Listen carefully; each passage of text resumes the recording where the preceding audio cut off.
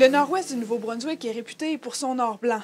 Mais cette année, les motoneigistes étaient beaucoup moins nombreux à circuler sur les sentiers. Malheureusement, on a eu un redout en janvier qui a fait que ça a été pour 3 semaines, un mois, là, ça a été vraiment limité. Pluie, temps doux et froid intense, des conditions météo qui en ont découragé plusieurs à s'adonner à leur sport. Pour commencer, là, il a mouillé puis ça a fait de glace. Ils ont été à peu près comme 2-3 semaines, là, ça n'arrêtait pas trop. C'était dangereux et tout. On a eu un petit bout de temps là, que ça a été moyen, là, mais là, la neige est revenue. Ici, dans la pourvoirie de Moose Valley, l'achalandage des touristes a chuté de moitié cette année.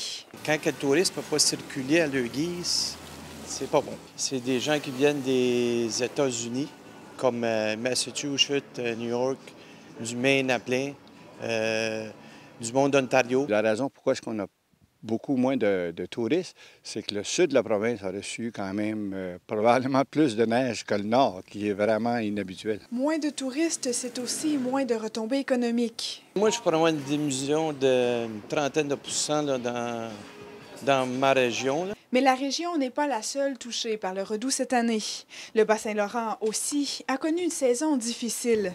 Certains sentiers ont même été fermés pour une période de 2 semaines en février.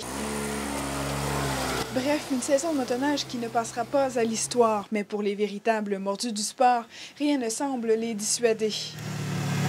Marie-Pierre Beaubien, à Saint-Joseph de Madawaska.